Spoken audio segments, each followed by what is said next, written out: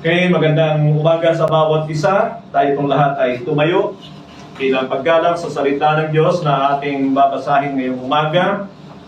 At buksan natin ang ating mga Biblia sa aklat ng Lucas 21, 34 hanggang 36. Meron din tayong mga talata rito sa ating monitor.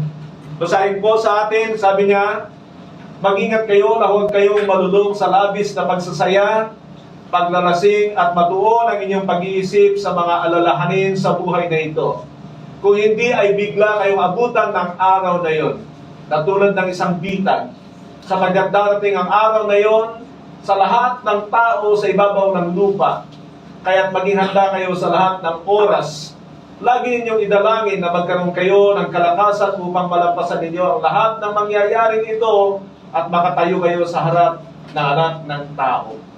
Lilipat mo tayo sa aklat ng Roma, Kabanata 13, Romans chapter 13, beginning verse 11 to 14. Romans chapter 13, beginning verse 11 to 14.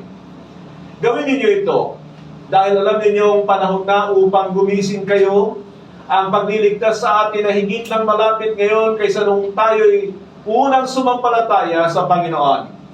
Namamaalam na ang gabi at malapit ng lumiwanag. Layuan na natin ang lahat ng masasamang gawain at italaga natin ang ating sarili sa paggawa ng mabuti. Mabuhay tayo sa liwanag at huwag gugulin ang panahon sa magulong pagsasaya at paglalasing, kahalayan at kalasuan sa alitan at inggitan. Gawin ninyo ang Panginoong Yesus bilang sandata at huwag ninyong pagbigyan ng laman upang masunod ang mga hilig nito. Purihin po ang Diyos sa pagkabasa ng kanyang mga salita. Lahat ay makakaupo na. Sa mga talata na ating binasa, agad-agad ay marami tayong makikita na napakahalaga para sa ating pamumuhay sa kapanahunan ito na tinatawag nating panahon ng huli ng mga huling araw. At maobserbahan natin kung paano nagbibigay ng babala ang Panginoon at ang kanyang mga alagad. Actually, si Lucas lang ang bahagi ng kanyang sinulat ang ating binasa, pero alam natin lahat ng mga alagad ay nagbibigay ng babala sa atin sa mga huling araw na ito. Bago ko ipagpatuloy ang mensaheng ito, mga kapatid, una ay nais ko muna kayong batiin ng Happy New Year.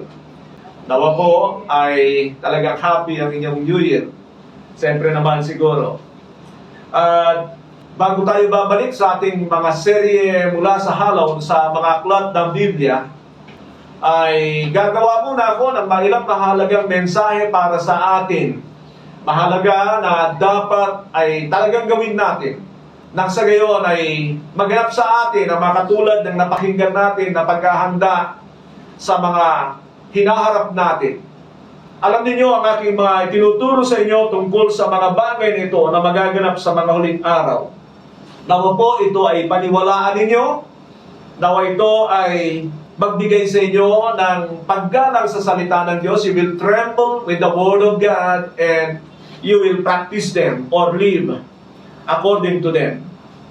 Meron pa tayong nalalabing-anim na mensahe sa aklat na kasalukuyan nating tinatalakay, at pagkatapos noon ay lilipat na tayo sa isang panibagong aklat. Ako ay naniniwala na lahat ng ibinibigay sa atin ng Panginoon ay mahalaga, at nais kong maunawaan ninyo na hindi po ako basta-basta kumukuha lang ng mga ipapangaral ko sa inyo. Naniniwala ako na kahit tayo ay nagseserye sa mga aklat ng Biblia, ay natutugunan ang pangangailangan natin sa spiritual na buhay. Sa ating mensahe ngayon, mga kapatid, ay mapapansin nyo na ito ay tumutukoy tungkol sa kaganapan sa mga huling araw, paano tayo maghanda. By the way, dalawa lang ang aking ibibigay na mensahe sa inyo sa mga bagay na ito. Pagkatapos nga nito ay babalik na tayo sa ating ginagawang serye sa mga aklat ng Biblia. Pero ang pamagat ng aking ibibigay sa inyo na dalawang mensahe ay magbantay sa mga kaganapan, ano ang mga dapat gawin. magbantay sa mga kaganapan, ano ang mga dapat gawin. So not only we will understand the signs of the days, but also we know how to respond in faith na nakakahulugan na sa buhay natin ang mga ito. Amen. Amen. Marami akong masasabi tungkol dito mga kapatid, pero ito ay ipapaubaya ko habang tayo tumatalakay sa mga tinatalakay natin dito. Pero umaasa ako na dito sa dalawang mensaheng ito na ibibigay ko sa inyo ay magbibigay sa atin ng kakaibang pamumuhay sa taon na ito. Bawat taon na dumarating ay umaasa tayo na papasok at papasok tayo sa higit na mahihirap na panahon. Can you say amen? Amen. Ito ay talagang nakikita natin, nararamdaman natin sa ating kapaligiran. It's becoming difficult every year sapagkat ito ay nakatala sa aklat ng Biblia. Alam niyo mga kapatid, yan ang isang bagay na kailangan ay paniwalaan natin. Otherwise, marami sa mga naihula sa banal na kasulatan ay maganap sa atin yung mga negatibong magaganap sa mga mananampalataya katulad ng panlalamig at paglayo sa pananampalataya. Hindi tayo exempted sa mga bagay na yan kung hindi tayo naniniwala sa mga sinasabi ng Biblia.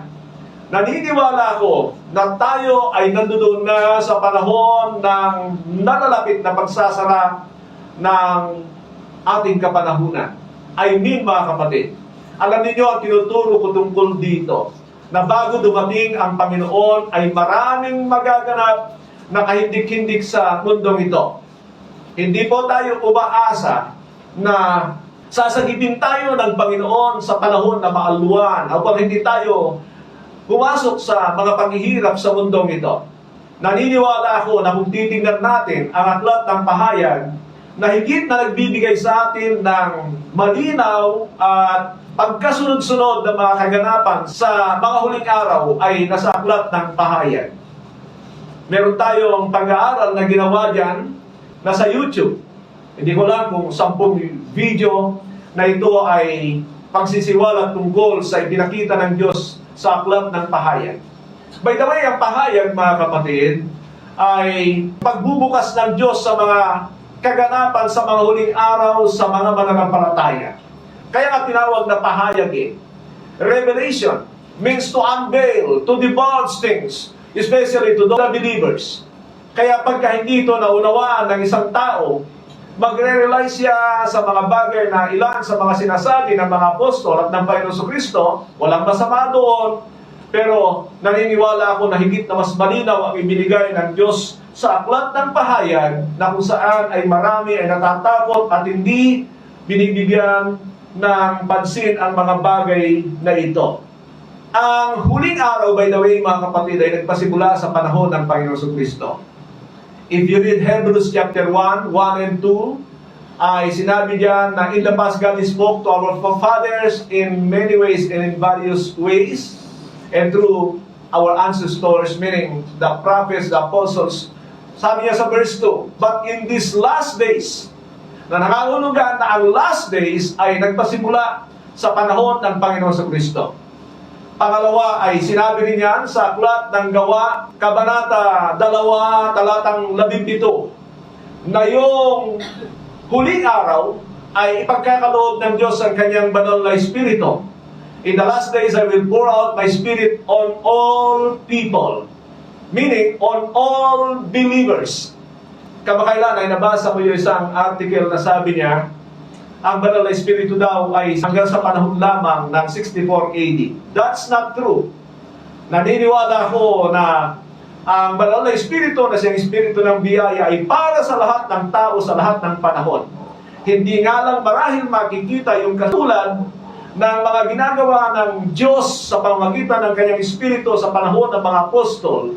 Pero naniniwala ko, hindi absent ang banal na Espiritu sa ating kapanahunan hanggang sa panahon na ito ay aalisin niya.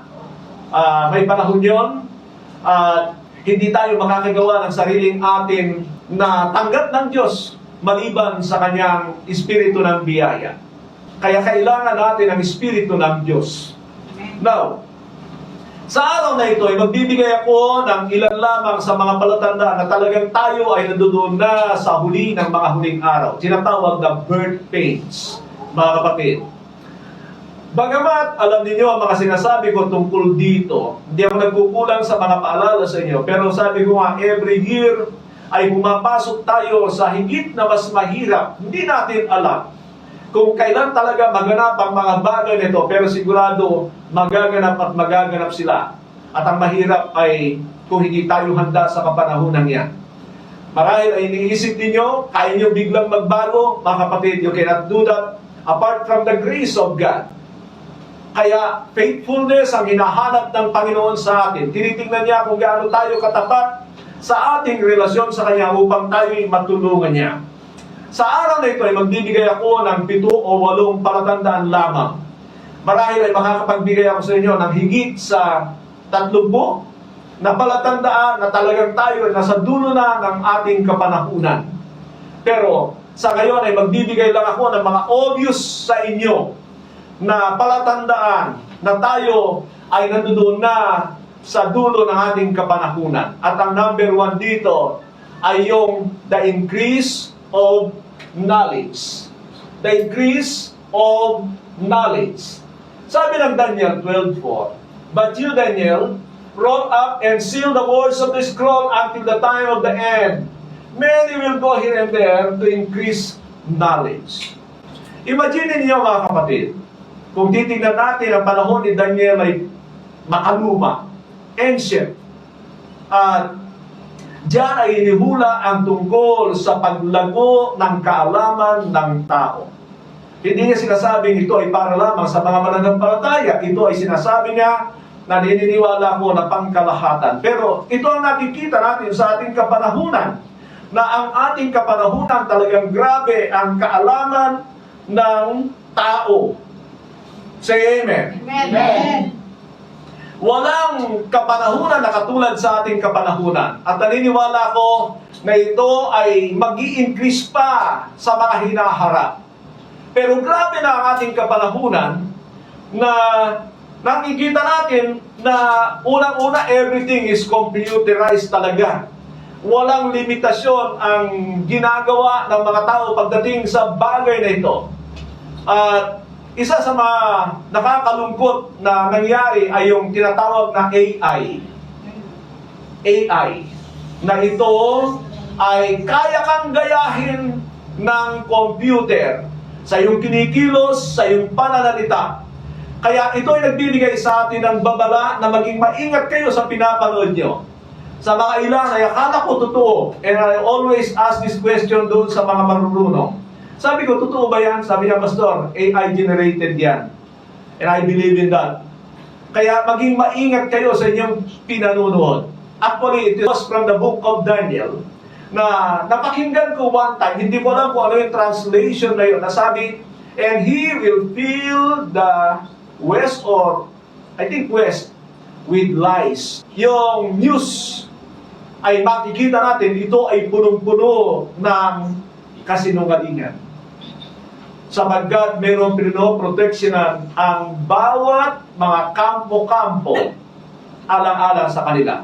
For example, makikita nyo na ilan sa mga kaganapan sa Iran ay hindi na ilalagay sa news ng Al Jazeera. Kung alam nyo ito, mga ito, ilan sa mga newscasters ay hindi talaga pinapalabas ang news na nangyayari sa Iran, na kung saan ay nagkakaroon ng matinding kaguluhan na malamang ay magdudulot ng pagbabago ng gobyerno nito. And all of this, mga kapatid, ay because of that lies, mga kasinungalingan na talagang pinapalaganap ng mga bagay na ito, na ang karunungan talaga ng tao kapag hindi ito na ipasakop sa Diyos ay magdudulot sa Kanya ng pagkasira din. Sabi ko nga, lahat halos ay nagagawa na sa pamamagitan ng robot, nawawala na ang tao sa eksena, at ito ay nagpapatuloy na nangyayari. And kung titignan natin, it's all because of profits.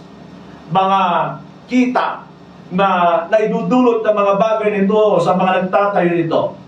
Isa pa sa mga bagay na mapapansin natin ay ang grabeng makabagong armas para sa digmaan.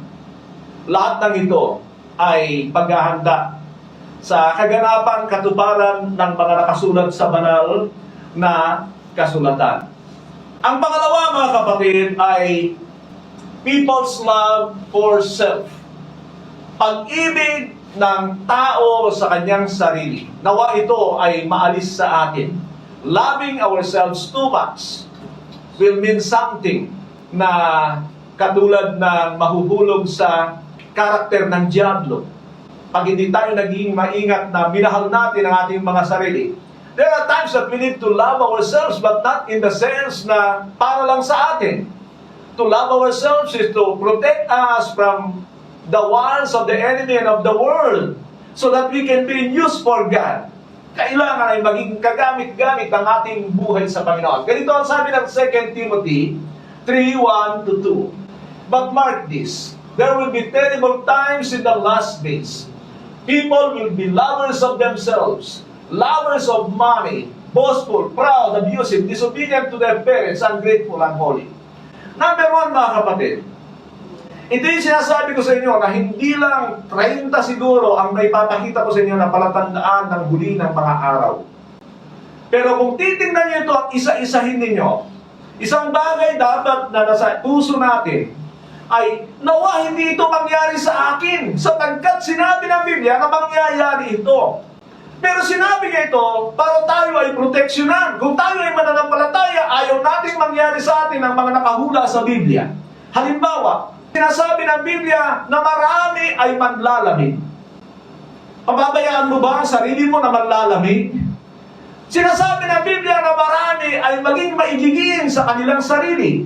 Hahayaan mo ba na ibigin mo ang iyong sarili? Ano bang epekto kapag minahal natin ang ating mga sarili? Ibig sabihin nito ay puproteksyonan natin ang ating mga sarili hanggang sa hindi na tayo makagawa ng kalooban ng Diyos.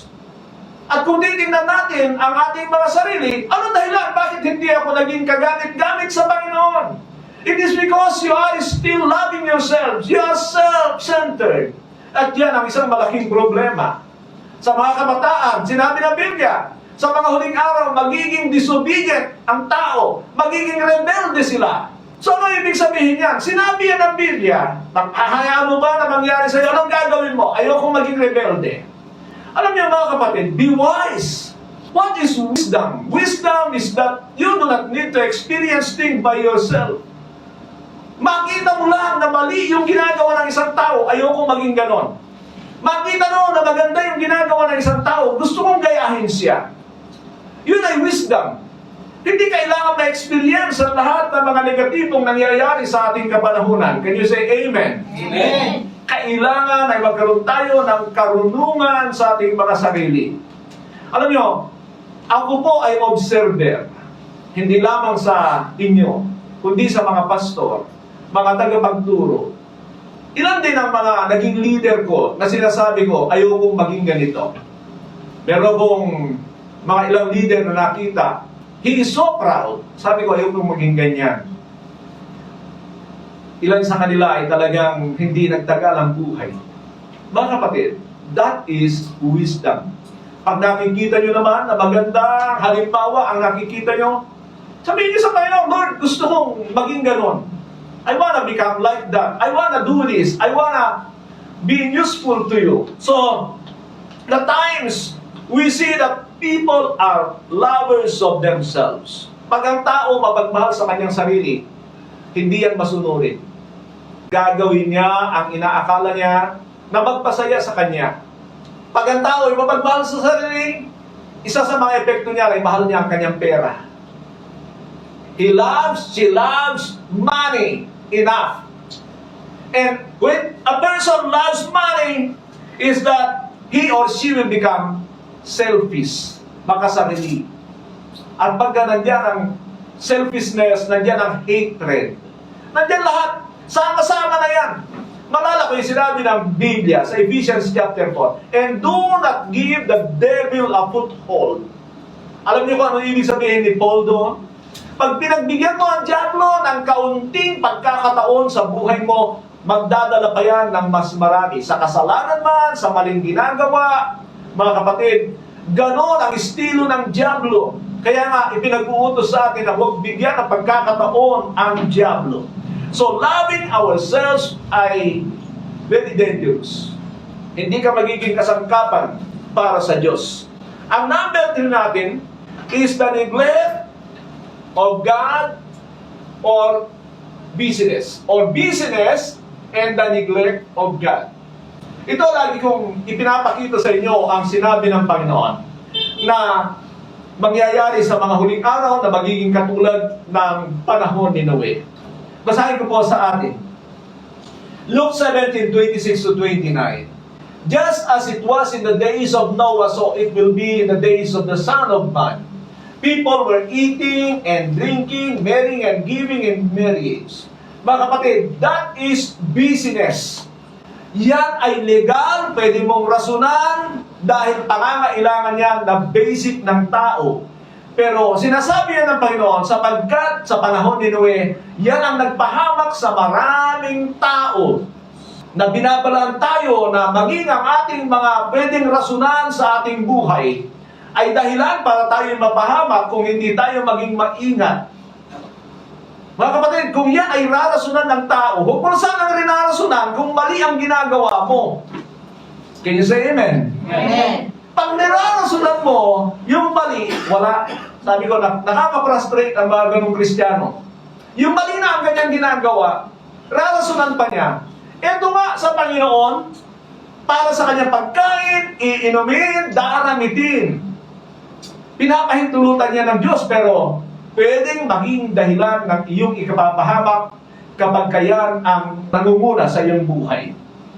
Alam niyo mga kapatid, have you ever decided in yourself to prioritize God?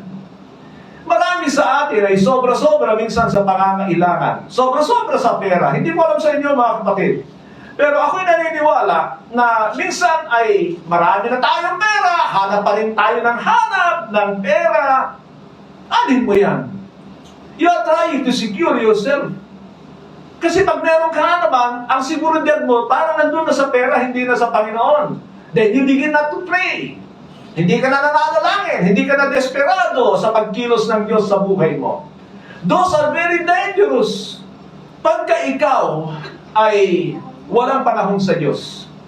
Number 1 is not because you do not love God. You do not prioritize God because you don't trust Him enough. Hindi ka nagtitiwala sa Diyos eh. Bakit ang daming Kristiyano hindi makapaglingkod sa Diyos? Kasi iisipin nila, meron pa akong prioridad. Eh, kasi, Pastor, busy po ako kasi kailangan. Meron nga namang rason. Laging may rason. Pero kailan ka magtiwala sa Diyos na kaya niyang ibigay ang lahat ng iyong pangangailangan? My life is always a testimony to you. Ewan ko kung naniniwala kayo na kung ako ay nagtrabaho rin, malamang ay hindi rin ako nakapaglingkod sa Diyos. Sasabihin ko lang, marami rin akong anak. Baka hindi ko sila mapakain. Yan ang rason ng marami. Pero naniniwala ako na kayang pakainin ng Diyos. Halimbawa, nung 3 months pa lang yung first pioneering work ko sa aking assignment sa Apari, pinuntahan ako ng aming pastor. Sabi niya, bumalik ka na sa Manila. Sabi ko, Pastor, hindi pwede. Nagpasimula na ang gawain dito. Sabi niya, kung gayon ay aalisin na ang iyong allowance. 3 months pa lang ako. Sabi ko, Pastor, okay lang sa akin. Eh mga kapatid, siguro that was the first testing sa buhay ko kung iiwanan ko ang paglilingkod sa Diyos at iisipin ko ang mga pangangailangan namin. But praise the Lord, kahit papano, lahat ng mga anak ko ay nandiyan, maayos ang kanilang buhay. They are professionals. And sila yung nakakatulong sa... Ako ba ay may ginastos na gano'n sa kanila? Mga kapatid, kung yung inisip ko yung mga pangangailangan nila sa araw-araw at ako'y tumalikod sa paglilingkod sa Diyos, nagtrabaho rin, malamang nawala sa akin ang guidance and protection and provision ni God. Yun ang mangyayari kasi nagtitiwala ako sa kaya kong gawin para sa aking pamilya. But praise the Lord, nagtiwala ako sa Panginoon. He can feed them. Hindi ko sinasabing perfect ang aking pananampalataya because most of the time, ang porsigido talaga yung aking may bahay pagdating sa kanilang pag-aaral. Sa totoo lang. Pero ako'y naniniwala na hindi dinidetermina ng ating natapos sa pag-aaral ang ating kinabukasan. It is God who determines it, and the best thing para sa pagdetermina ng Panginoon kung tayo susunod sa kanyang guidance, ang resulta ay walang hanggan. Can you say amen? Palakpakan po natin ang Diyos na nawa po mga kapatid, matuto kayo na isipin nyo ang inyong mga buhay. What if it continues to test you with things na hahadlang para makagawa ka sa ubasan ng Panginoon? You will not be rewarded because of your wealth in this world today. You will be rewarded because you serve the Lord wholeheartedly and joyfully, of course.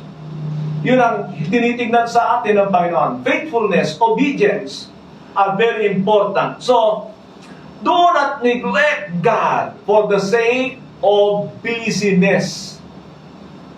Kaya ka naman laging busy kasi hindi ka nagtitiwala sa Diyos. Yun ang totoo doon. Kaya mo naman inuuna, ipinapahuli ang Diyos. Ang sinasabi ng mga tao, naunawaan naman ako ng Panginoon. Mga kapatid, there is a word of God na eksakto sa mga ganyan. Naunawaan ka ng Panginoon na inuuna mo yan. Possibly, ang Diyos marunong magpalagpas ng ating mga pagkukulang, pero hindi laging ganoon ang Panginoon. Tinitignan din niya kung gaano tayo magtiwala sa Kanya. Hindi ba niya kayang palitan ang mga nawawala sa atin? Halimbawa, kapag ka nag-o-offer sa atin ang mundong ito, sinusunggaban natin, and then we neglect God. Ang Diyos, naunawaan niya tayo, pero hindi rin niya pwedeng pagpalain pa ang ating mga ginagawa na wala tayong pagpaprioridad sa Kanya at pagsunod sa Kanya. Punta tayo sa pang-apat, at ito yung mga palatandaan na ibinibigay ng Biblia tungkol sa mga wakas ng panahon sa ngayon. Matthew 24, 6-8. Number 4 natin ay wars and rumors of wars. Wars and rumors of wars. Sabi nga, you will hear wars and rumors of wars, but see to it that you are not alarmed. Such things must happen, but the end is still to come. Number 1, gusto ko yung sinabi ng Panginoon. See to it that you will not be alarmed. Wala tayong magagawa kapag natuloy ang giyera, mga kapatid.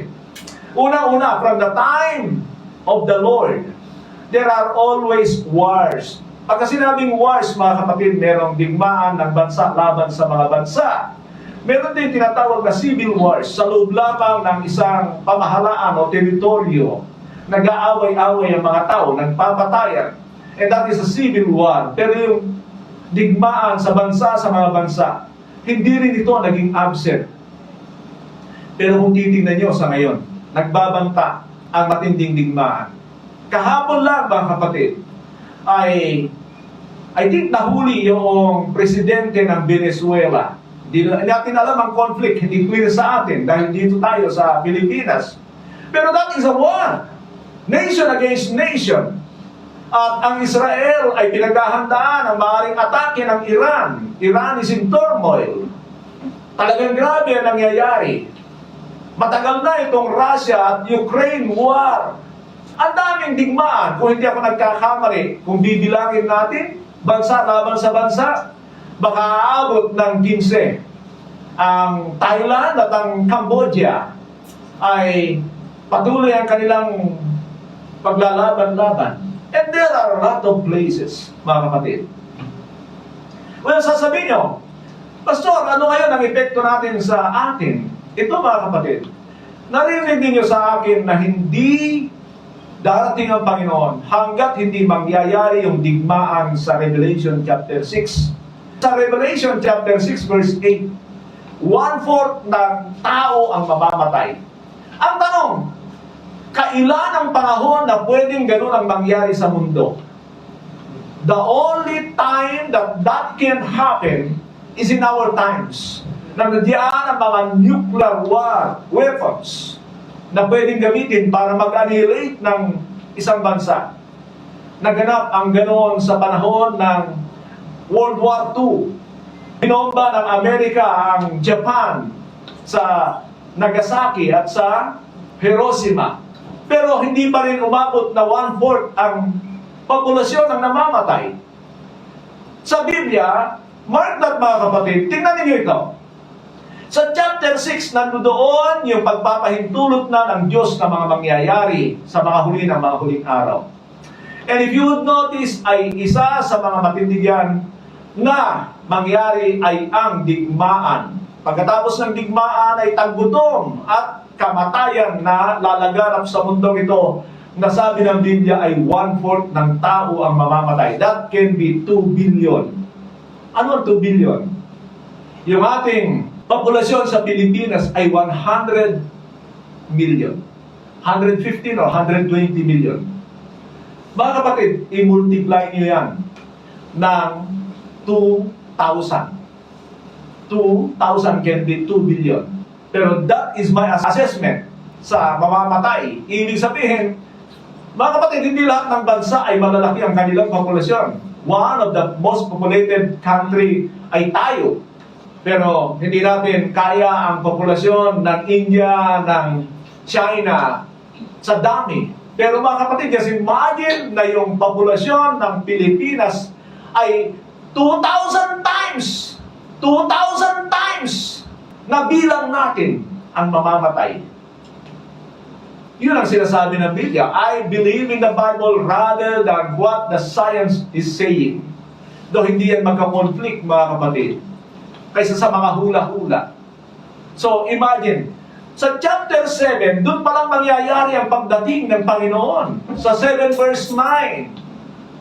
At yan ay nakikita ko na may pagkakasunod-sunod na event sa mga huling araw na ito. Sa mga huling araw na ito. So, yan ay mangyayari. Basta pwede bang hindi? Mga kapatid, hindi pwede. It shall happen. Ito mga kapatid, pag ang digmaang ito ay napasimulan, nagpaparamdaman na lang ngayon ang mga bansa sa bansa. Nagkakampi-kampihan na yan. Pag yan ay pumutok, may nauna na isa, mag-uunahan yan eh. Siyempre, ayaw mo ikaw ay maging dahilan ng pagkasira ng mundo na gawin ka agad ito. But when the times that nation cannot contain, na talagang bagsak na sila, ano ang gagawin nila? Gagawa sila ng paraan para iangat ang kanilang sariling bansa in the expense of other countries. So gagamit sila ng mga nuclear weapons. Yan ang hinihintay natin.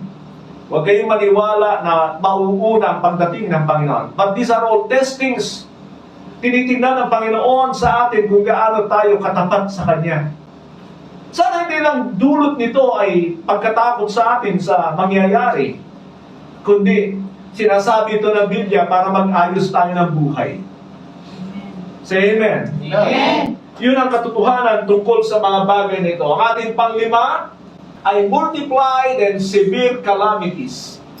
Multiplied and severe calamities. Matthew 24:7 sabi niya, nation will rise against nation and kingdom against kingdom.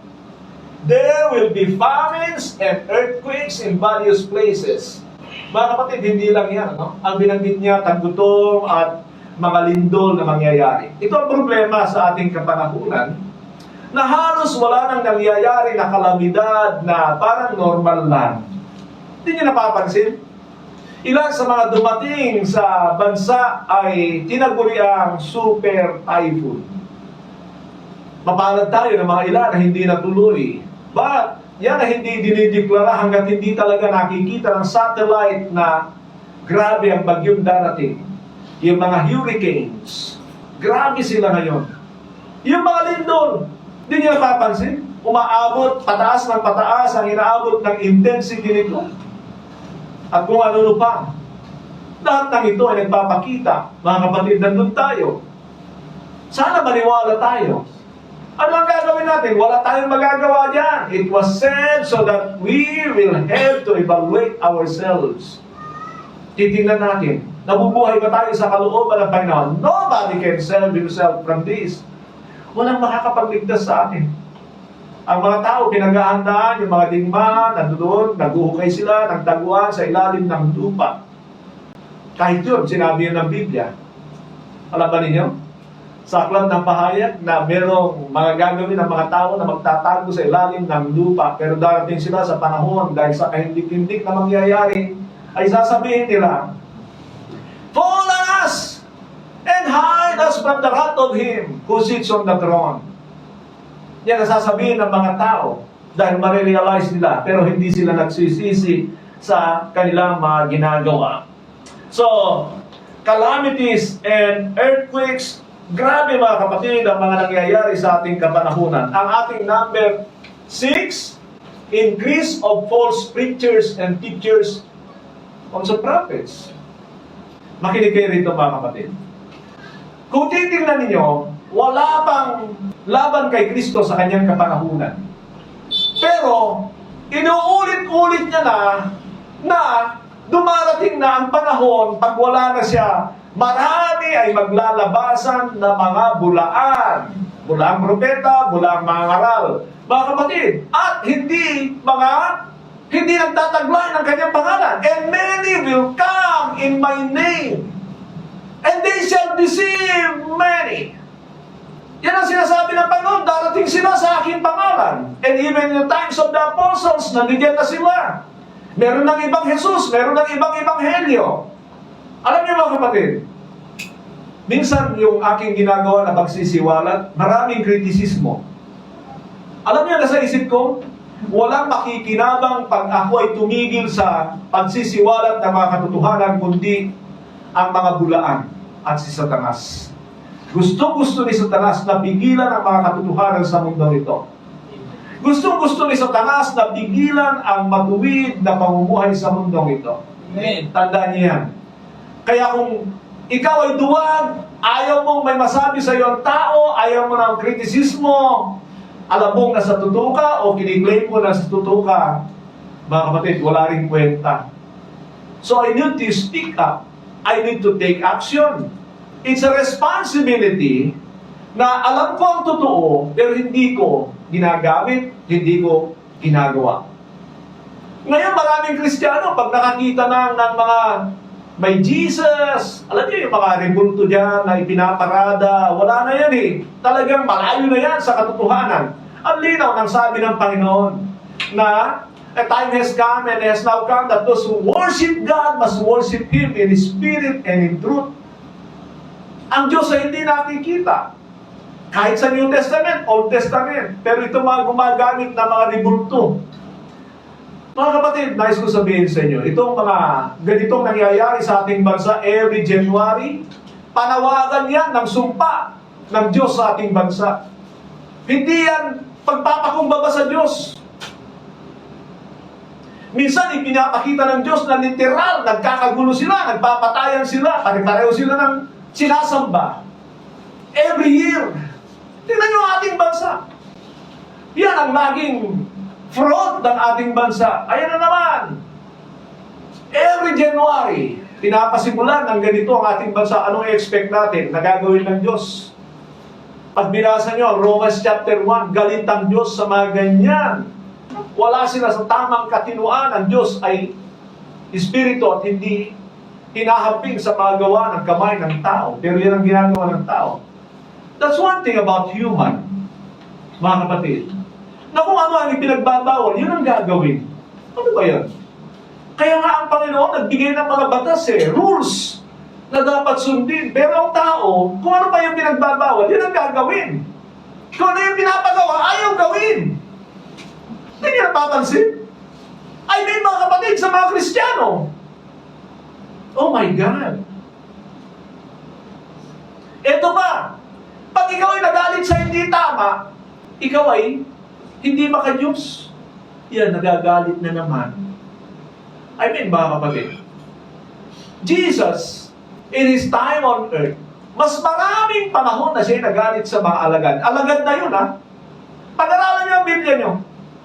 Dahil ba sa hindi mahal ng Panginoon ang kanyang mga alagad? Mahal na mahal ng Panginoon ang kanyang mga alagad o kahit sino man nagagalit siya sa hindi tama sapagkat ayaw niya na may mapahamak. Amen. And that should be our attitude. If we are Christ-like. Pero ang mga tao ngayon, pag nagsalita ka laban sa mali, ikaw ang mali. We are in the wrong. What generation? Masamang generasyon ang ating kinaroroon. The worst generation. Ito yung pinakamasama. At sasama pa ito pag nagtagal pa tayo sa mundong ito. Kaya kung hindi kayo magsasalita laban sa masama, ang masama ang aakayin kayo. Pasensya kayo sa akin mga kapatid. Every time na kayo papansinin ko sa hindi tama, sasabihin nyo, mahal ako ni Pastor. Pag pinababayaan ako ni Pastor, sabihin nyo, hindi na ako mahal ni Pastor. Pinababayaan niya. Ganun ang Diyos. If God doesn't love you, why He should correct you? Oh, God only corrects those whom He loves. He rebukes those who He cares for. Hindi na kayo nakakapag-amen. Kung baka gusto nyo, tatawan-tawanan lang tayo sa ating hindi tamang ginagawa, tamang attitude, tamang mga hakbang sa buhay, you will go down to damnation na hindi ka na i-correct dahil sa attitude mo rin. So sana po, maging sa aking pamilya, isipin nila na kapag kami nagsasalita, sasabihin ko lagi sa mga tinatanong ko kung kayo kaya ay susundin ko, makakarating kaya tayo sa kanin ng Diyos? Tinatanong ko yun sa kanila. Pag merong ayaw ng tama, sige, subukan natin, kayo sundin, kaya hindi ko gagawin yun eh. Alam ko kung ano walang hanggang kapahamakan. Sana alam natin kung sino si Eliezer. Sana alam natin kung sino yung mga kinasangkapan ng Diyos na sirain ang mga paglaban sa Diyos. Kilala niyo si Eliezer? Yung inulos niya yung dalawang tao ng sibat dahil sila ay gumagawa ng kasalanan laban sa Diyos. Anong ginawa ng Diyos sa kanya? Hindi siya pinarusahan. Kinoment siya ng Panginoon. And there are a lot of that in the Bible. Kapag ikaw ay zealous sa Panginoon, galit sa iyo ang mundo. Galit sa iyo si Satanas. Basta ang zealousness mo ay tama, yun ang mahalaga sa ating buhay. Ang papito natin, sabi nga, the love of most will grow cold. Ang pag-ibig ng marami. Ano sinasabi niya? Pag-ibig ng mga mananampalataya. Say amen. Amen. Tingnan mo nga yung katabi mo kung mainit. Sino dito mainit sa Panginoon? Oh my God, walang nagtata. Alam niyo, lagi mo tinatanong ang mga sineseminar ko, sino dito mainit sa Panginoon? Halos walang nakakapagtaas ng kamay. Meron lang yung parang alam niya kung ano yung susunod kong sasabihin eh. Atrasabante o kaya ay nagkukunwari. Amen! Amen! Amen! Amen! That is emotional on fire for God. Emotional lang yan.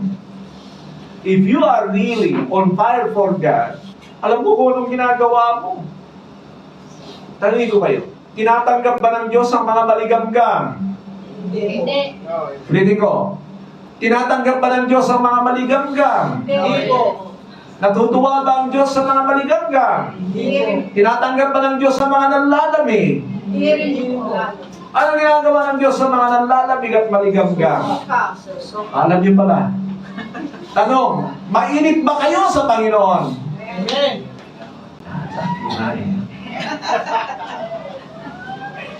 Mga kapatid, God knows. Never pretend before God. Ang the best na sagot niya ay, yung totoo. And then start crying out to God. Tapusin ko ito mga kapatid. The love of most will grow cold. Sinabi ang Panginoon. Hindi yan baka. It is certain. Mga kapatid, sabihin natin, sigurado. Sigurado. It is certain. Siguradong mangyayari yung sinabi ng Panginoon, ang pag-ibig ng nakararami ay manlalamig. Gusto mo bang sumama doon sa nanlalamig?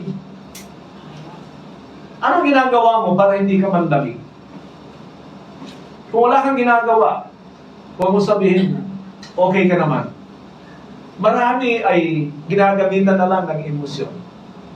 Feeling ko naman, ang Diyos naman ay nirarasunan mo lang ang iyong hindi tamang pamumuhay. There is what the Bible says. When you repent, sa Revelation chapter 2 and chapter 3, lagi sinasabi ng Panginoon sa mga mananampalataya doon, then do this. Gawin mo ito. Hindi na sinasabing, oh, you feel okay now? Okay ka na ba? Maraming Kristiyano ngayon pupunta sa church para iset lang ang kanilang emosyon. Kaya gumagamit sila ng mga pakanta-kanta, paiyak-iyak, pataas-taas ng kamay, pagkatapos pag umuwi, enjoy na. Feeling na nila okay na sila. Without action of repentance. Sa true bread, mga kapatid, isipin ninyo, when you are asked or told to repent, there is a next step para iayos mo ang iyong buhay. When you repent, it is the time when God sees your heart, that you are really desperate to change your way, and He will help you. Tutulungan ka ng Diyos kung totoo yan. Kung willing ka na humakbang, kasi umiyak ka na ngayon, humingi ka ng kapatawaran, nagsisi ka, emotionally set ka na. Anong gagawin mo sa susunod? Yung pa rin sa susunod? Hindi mo pa rin prioridad ang tama, hindi mo pa rin prioridad ang Panginoon. That is not a genuine repentance. Genuine repentance will take you away from that wrong path. Alisin ka ng Diyos doon sa maling hakbang, pero kailangan humakbang ka ng tama. Tutulungan ng Panginoon ang mga nagpapakumbaba. Amen? Amen. Punta tayo sa number 8. Ang sabi dito, the proliferation of the gospel to all nations. And when this gospel of the kingdom shall be preached to the whole world as a testimony to all nations, and then the end will come. Ang ebanghelyo ay lalagaran. Walang kapanahunan na katulad ng ating kapanahunan. Lahat ng sulok ng mundo ay nararating ng salita ng Diyos. Dahil din sa internet. Tingnan niyo ito Ang internet ay kinakasangkapan ng Diyos para matupad ang kanyang plano at nais mangyari. Pero ang diablo, kinakasangkapan niya ito para ipahamak ang marami. But one thing, mga kapatid, na dapat nating ma-realize ngayon, ay ito nga, na ang ebanghelyo ay napakinggan na ng marami. Napakinggan na ng lahat ng bansa. Makikita niyo ngayon na marami rin mga bansa ay talagang na-realize nila na itong ginagawa ng mga Muslim ay hindi talaga sa Diyos. And so, ibinaban nila yung mga Muslim sa kanilang mga bansa. That means, mga kapatid, yan ay nakakaabot ang mga Diyos na yan sa lahat ng dulo ng mundong ito. Walang katulad sa ating kapanahunan. So sa lahat ng ito, mga kapatid, next week ay bibigyan ko ito ng hakbang kung anong dapat nating gawin to really prepare for that day. Pero bibigyan ko kayo ng isang magandang hakbang na gagawin nyo sa inyong personal na buhay. Number 1, you have to reflect. Mag-reflect ka. Ibig sabihin ay mag-evaluate ka. Kontento ka ba sa nangyayari sa buhay mo? Mga kapatid, tumingin kayo rito. Kung okay sa'yo yung buhay mo noong 2025 na bibihira ka lang ma-involve sa mga gawain ng Panginoon, hindi ka magbabago kasi kontento ka doon. Kung okay sa'yo yung 2025 na walang nangyayari sa buhay mo, maayos lang ang emosyon mo, hindi ka magbabago. But you need to evaluate. Evaluate mo ang sarili mo. Ano nangyayari sa akin? Pero kapatid tayo kanina na nagpatotoo na nare-realize niya 13 years na ako sa True Bread. Wow, that's great. Yun ay mga hakbang. Pero kung hindi ka na nag-evaluate, okay lang sa'yo, 2025, ito na. Sabi ko kanina, 2026 na. Hindi pa rin kayo nagbabago sa inyong mga hakbang. Sabi ko, late pa rin kayo. Mga kapatid, sana na alisin niya na yung pag-late. Alas 9 ang gawain natin. Amen ba kayo? Amen. Please, nag-ibig sabihin niya, hindi ka zealous sa Panginoon. Oras mo lang. Sasama mo ba yung mga kapatiran sa mga ganyang pag-uugat Minsan, hinihintay din ng pagpapakanta. So, number 1 is reflect. Review yourself. Number 2, realize and admit. Pag meron ka nakikita hindi tamang ginagawa mo, ano gagawin mo? Okay lang ba yan? Yan yung sinasabi ko na naunawaan naman ako ng Diyos. Naunawaan ka nga niya. Yan ba rin ginagawa mo? Alam niya kung ano ang gantimpala niya dyan. Ang sabi ng Biblia, God rewards everyone according to what they have done. Pag mali ang ginagawa mo, ganda ba ang reward ni Lord sa'yo dahil meron kang Jesus sa bibig? I-reward ka ng Panginoon ng tama. And then repent. Magsisi ka.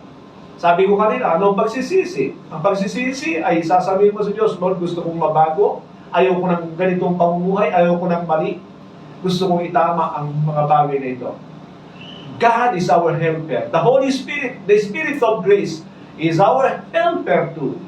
He will help us to restore our step towards eternal life. Mga kapatid, ito ang ating Diyos.